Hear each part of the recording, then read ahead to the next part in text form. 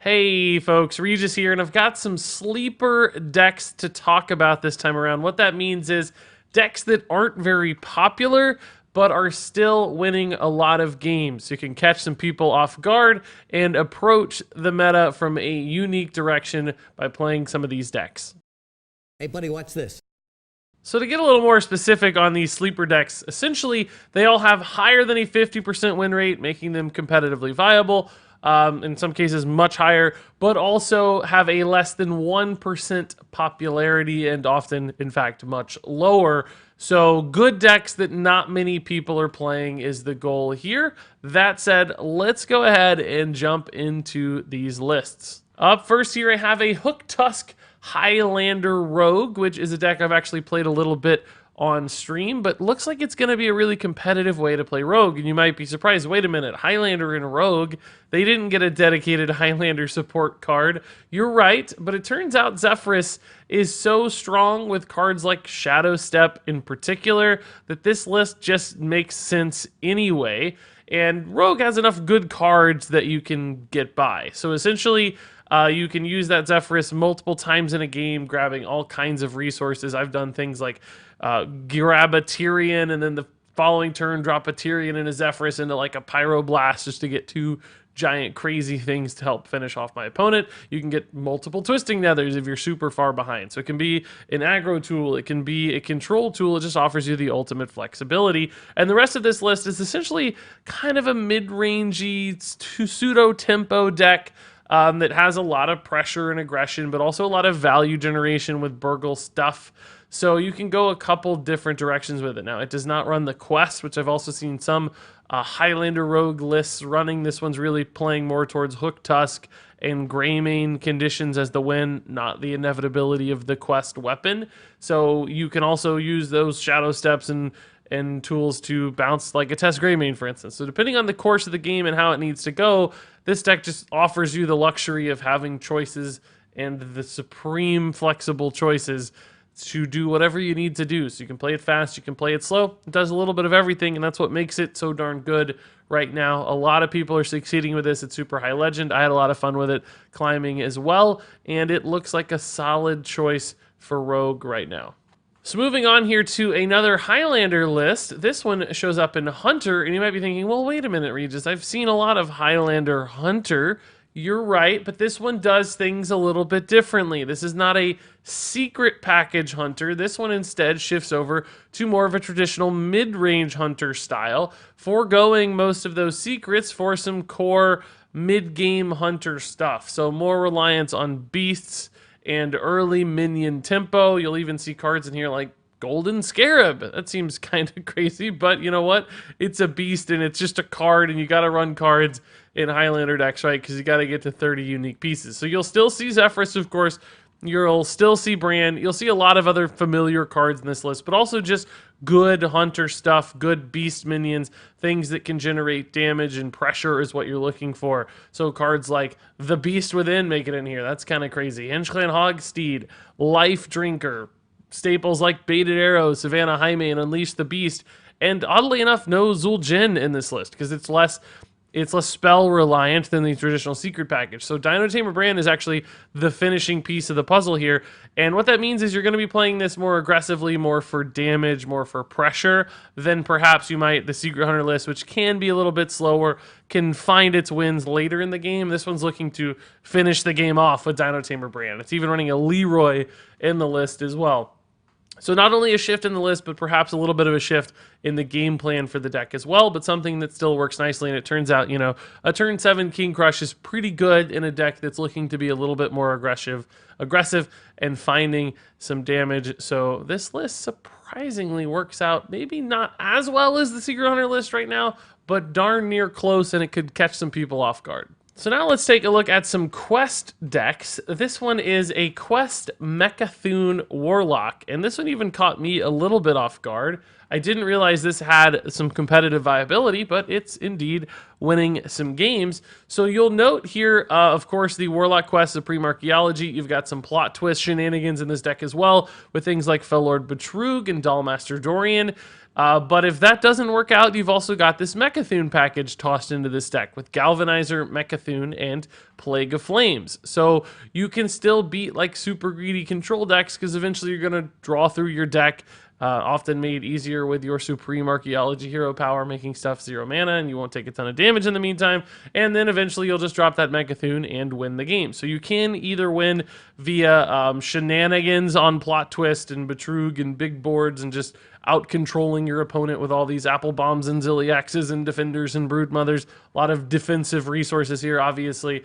Or you can go super late in the game and just win with Mecha'thun as well. But you've got a nice mix of a control package here, some early game tempo-y stuff as well, lots and lots of card draw, of course, and control pieces.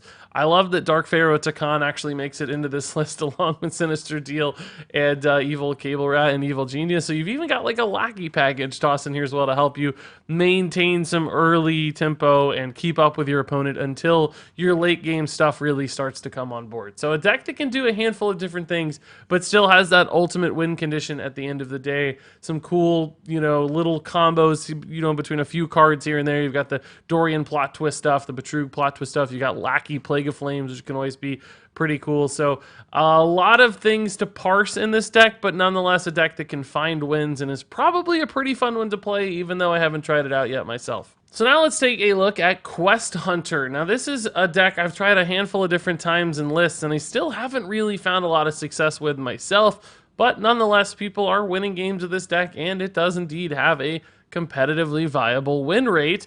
So despite that, most people are playing the Highlander Hunter list, even just a more dedicated Secret Hunter. That means this one is falling to the wayside and looking like the least popular version of a competitively viable Hunter. But that means you can catch some people off guard and do some pretty cool stuff. And this list is built as you might expect if you've seen any Quest Hunter lists. A lot of minion summoning tools.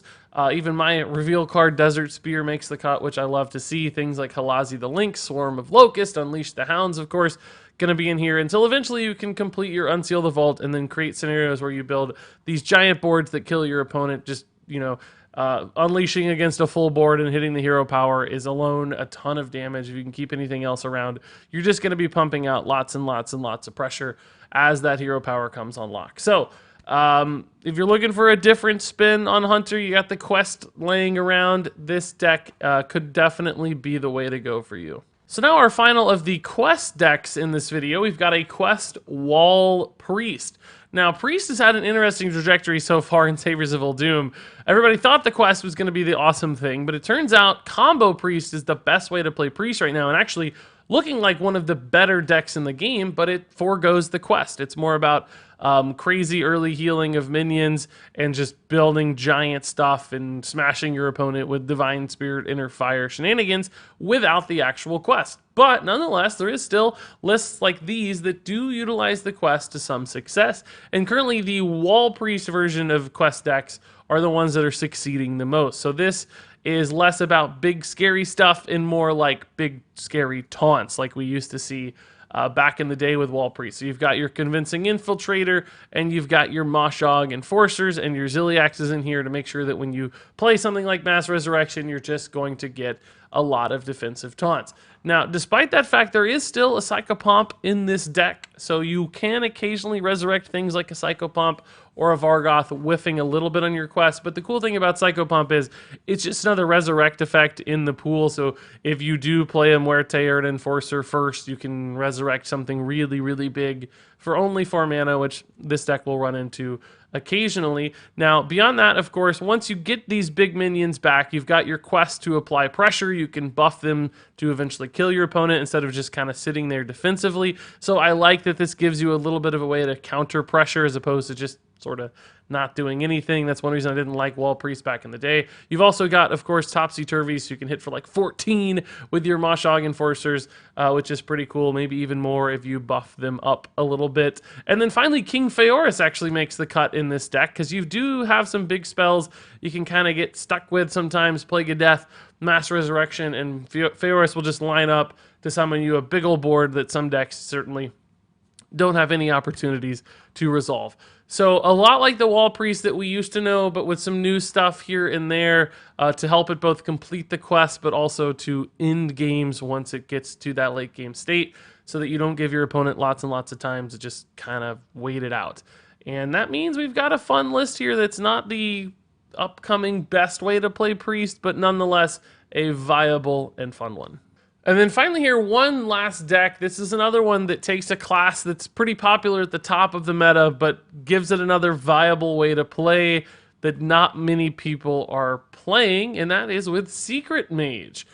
This is a much more aggressive list than we see with most mages these days, which are more about like Luna's Pocket Galaxy stuff, Conjurer's Calling stuff, which can be somewhat aggressive, but it typically hits its power curve more in the mid game. This one is about just going over the top for lots and lots of damage and pressure. Starting off quick with things like Secret Keeper, playing some really high tempo options like your Kirin Mages into Secrets on turn 3, and then just following up with Fireballs and Life Drinkers and Cloud Princes for that over-the-top damage to just secure lethal against your opponent. So much more like the old aggressive Secret Mages, Burn Mages we used to see back in the day, but utilizing tools like Ancient Mysteries and Arcane Flak Mage to do it better in some ways than we've ever seen in the past. So this is another one of those decks that you can use to catch your opponents off guard if they're expecting, your power stuff to hit post turn 5 with Luna's Pocket Galaxy. Maybe you can just jump out quick against them, overwhelm them with early tempo, and then finish them off